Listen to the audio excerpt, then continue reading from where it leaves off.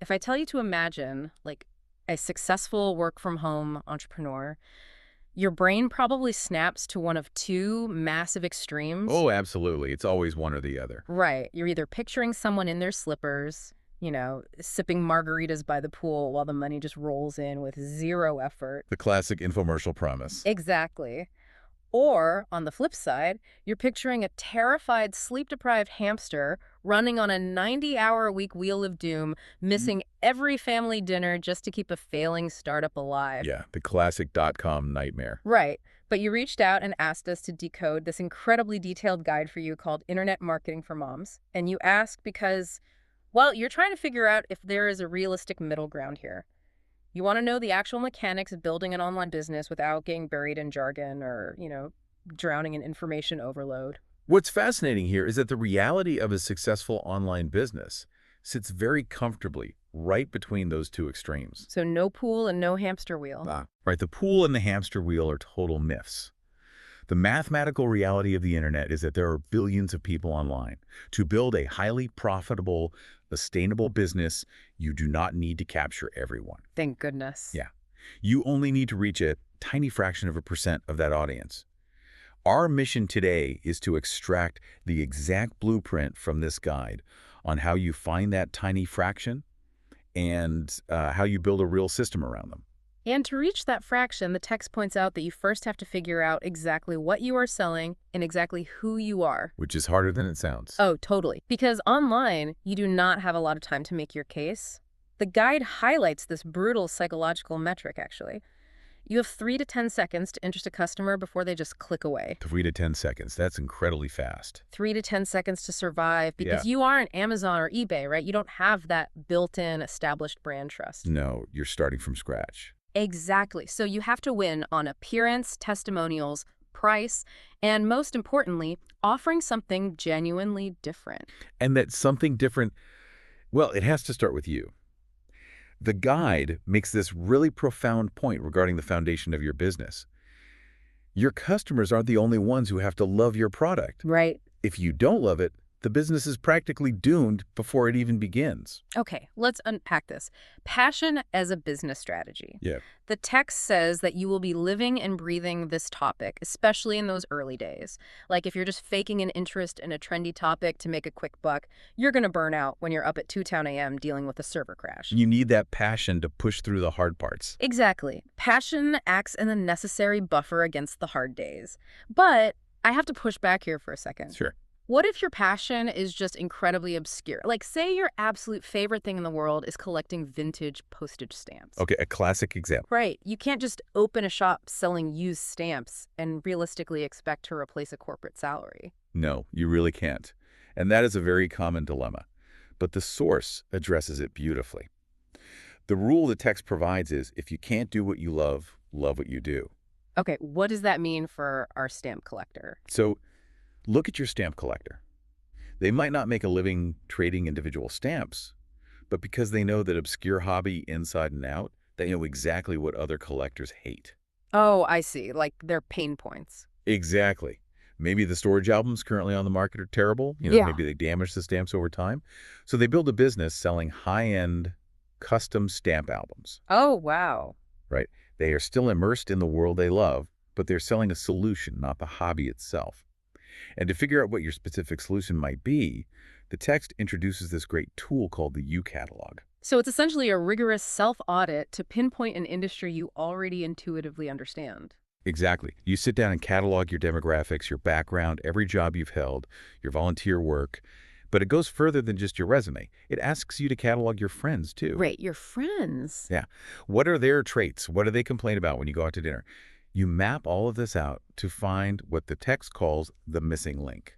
You have your passion, but what is the market currently lacking? And the guide actually gives us a few very specific frameworks for filling those gaps, which is super helpful. Right, it's very actionable. Yeah. You can improve an existing product that frustrates you. You can adapt a solution from one industry and bring it to yours. You can repackage things. Like a reseller program. Exactly. Yeah. Where you combine a bunch of disjointed but related tools into one ultimate toolkit. Or you can solve a specific problem you see people complaining about on message boards, or even tap a trend, like bringing current high-end beauty trends to a niche of exhausted new moms. There is also this highly underutilized strategy mentioned, which is using public domain content. Oh, I found this part fascinating. Right, it's things where the copyright has entirely expired. The text points to resources like Project Gutenberg. You can take old text, vintage posters, or classic audio, modernize the formatting, and build an entirely new product out of it without paying a single dime in royalties. That's brilliant. But, I mean, auditing your passions and finding a gap in the market is great theory. You can't exactly deposit passion into a bank account. Unfortunately not. So how does the text actually suggest packaging that knowledge into a digital asset that people can buy? Well, according to the source, the undisputed king of the easy, fast product is the ebook. Really? Just an ebook? Just an ebook, it's purely digital, there's no warehouse, no shipping, and software can deliver it the literal second the payment clears. Okay, but writing a whole book sounds utterly terrifying for a beginner. Oh, totally. I feel like most people would open a blank Word document, stare at that blinking cursor for an hour, write maybe 2 pages, and just quit. If we connect this to the bigger picture, the guide actually anticipates that exact fear. Oh, it does. Yeah. It offers a psychological trick to bypass writer's block completely. They call it the 5-step process. Okay, lay it on me. The core mechanism here is that you do not ever sit down to write a book. That's way too intimidating. Right, you just freeze up. Exactly. First, you write a highly detailed outline. Second, you do targeted research for each specific bullet point in that outline. And third, and this is where the magic happens, you treat every single subsection as just an individual article. Oh, I see. Writing a 500-word article about one specific tip isn't scary at all. It has a simple beginning, middle, and end. Exactly. You do that enough times, you stitch those independent articles together, and suddenly you have a cohesive book. That is such a smart way to reframe it. It really is. Hmm. Step 4 is incorporating extra value, like cheat sheets or case studies. And step 5 is the editing and formatting.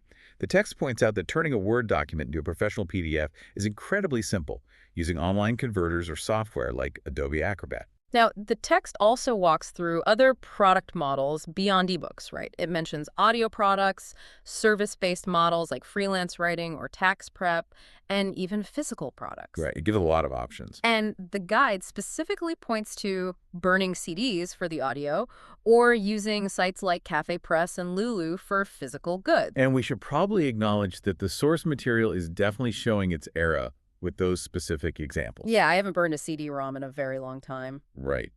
We aren't mailing CDs to people today. But if we look past the vintage technology, the underlying mechanism the text is teaching is completely sound. The business logic holds up. Exactly. Whether it's a physical CD back then or a digital course file on a modern platform today, the principle of creating an asset once and selling it infinitely remains exactly the same. And that distinction is especially critical when the text warns about physical products and what it calls the kitchen table trap. Oh, this is a huge warning for people working from home. Right. If you are a mom working from home with small children, you cannot leave inventory and production materials laying around the living room. You absolutely need a dedicated workspace. You have to separate business from home life. And even more importantly, you have to calculate the exact cost of your shipping materials. Boxes and bubble wrap cost real money. If you don't factor those into your pricing model, you will literally lose your entire profit margin just mailing the item to the customer. Which is devastating. It is. That's why print-on-demand services, where a third party handles the physical printing and shipping, are so heavily emphasized. So you have a product, but creating it, marketing it, and supporting it all takes time. If you want to avoid that 90-hour hamster wheel we talked about at the beginning, you have to scale your efforts. Here's where it gets really interesting. The text has a perfect distillation for scaling. It says, do your best, outsource the rest. That's a great mindset. Right. It frames outsourcing not as an expense, but as an hourly raise. Let's say coding a web page would take you 10 agonizing hours because you don't know HTML. You'd just be pulling your hair out. Exactly. But you could pay a contractor $30 to do it in an hour. By paying that $30, you just bought back 10 hours of your life for $3 an hour. That is the exact mathematical mindset of a successful entrepreneur. Yeah, you can then spend those 10 hours doing the high-level work that actually generates revenue. However, the text warns that when people realize they need help, they often look for a partner instead of a contractor. Which sounds good on paper, right? It does. A partner seems great. They can cover for you when you take a sick day. They bring complementary skills. But the guide treats partnerships with extreme caution, describing a partnership breakup as being like a nasty divorce. Yikes. But it makes sense. You both have an equal stake in the business, and untangling that legally and financially is brutal. It's incredibly messy. They actually have a strict rule in the text. Almost never partner with relatives. Disastrous family disagreements are basically inevitable. Yeah, Thanksgiving gets pretty awkward. Totally. And if you do form a partnership, it can never be on a handshake.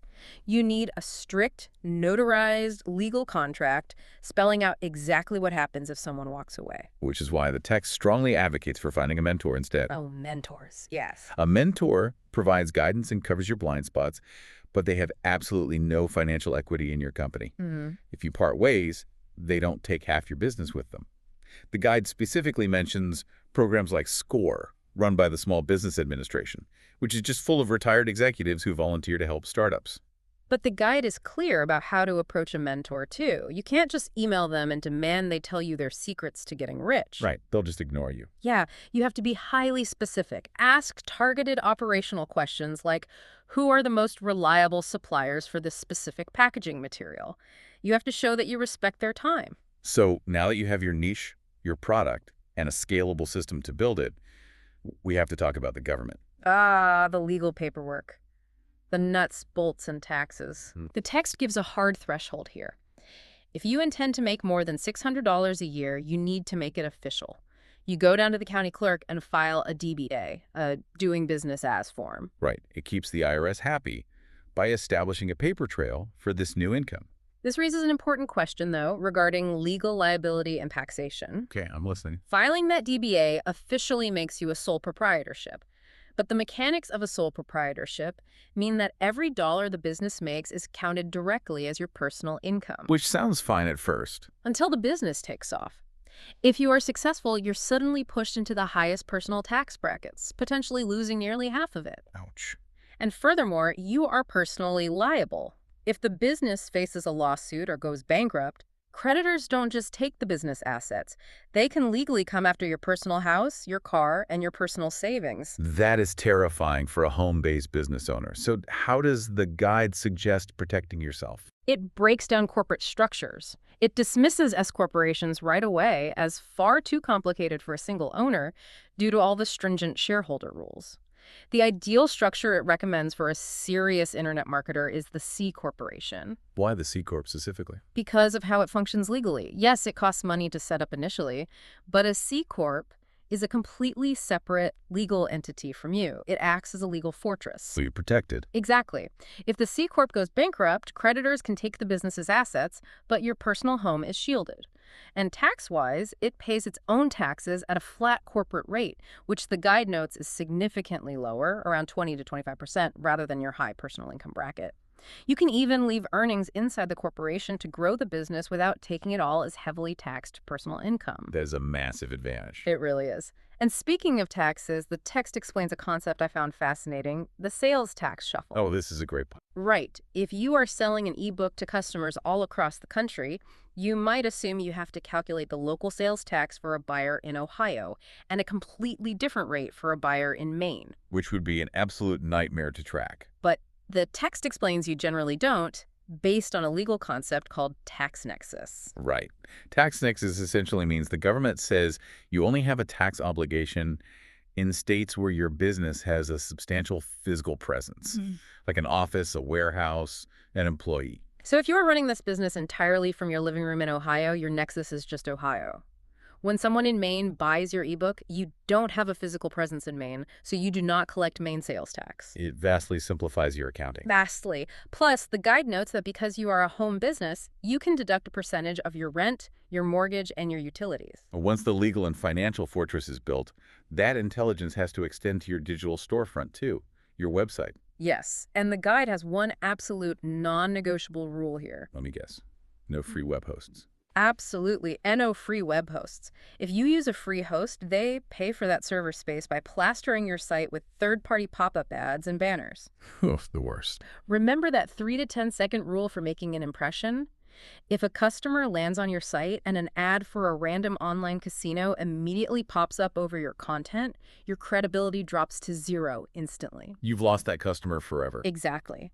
Spending the $5 to $20 a month for professional hosting and a clean, ad-free domain name isn't an option. It is simply the cost of doing business. Which brings us to the final phase. The clean, professional site is live. How do you get the internet to actually look at it? Marketing. Marketing. And the text points to another crucial psychological metric here. An internet consumer generally needs to see your marketing message 3 to 10 times before they will actually visit your website and trust you enough to pull out a credit card. 3 to 10 distinct touches. That requires a massive amount of visibility. It does. And the source explains how to build those touches systematically using affiliate programs. Now, an affiliate program is where another site links to your product, and they get a small commission for every sale they send your way. Right. But the strategy the guide outlines is very specific. The partnerships must be complementary, never competitive. And the text gives a perfect example of this. Let's say your product is an ebook about time-saving beauty tips for new moms. You do not want to set up an affiliate link with another beauty blog. Right, because you're just competing for the exact same dollar from The exact same reader. Right. Instead, you partner with a site that focuses on infant sleeping tips. You both serve the exact same demographic, exhausted new moms, but you sell totally different solutions. There's also a tactical execution detail regarding these links that is just vital. The guide explicitly warns against creating a dedicated resources or links tab on your website. Oh, because of banner blindness. Exactly. Web users have been trained to completely ignore pages that just look like a dump of advertisements. The guide says you must embed those affiliate links naturally inside the text of your articles. So if you write a paragraph about trying to look awake after a sleepless night, the affiliate link to the infant sleep guide goes right in that sentence. Yes. It brings those crucial touches right to where the reader's attention is already focused. That's incredibly smart. And while affiliates bring in traffic, you need a system to manage those leads without you physically sitting at your keyboard 24/7. This is where autoresponders come in. They're essentially your digital clones. This is the true definition of making money while you sleep, isn't it? It really is. Mm. Autoresponders are software programs that automatically reply to emails or trigger specific actions based on customer behavior. We can walk through how they function mechanically. Sure. Let's say a customer signs up for your mailing list. The autoresponder instantly sends them a welcome email. 2 days later, it automatically sends them a free tip. 5 days later, it sends them a pitch for your ebook. So it drip feeds this multi-part sequence to the customer day by day, completely automatically. Exactly. It also handles password retrievals and purchase confirmations instantly without you ever lifting a single finger. You are building a machine that runs itself. And just to round out the marketing engine, the guide gives a foundational overview of SEO, search engine optimization. Which is how people find you in the first place. Right. It explains that search engines use spiders or web trawlers to index the internet.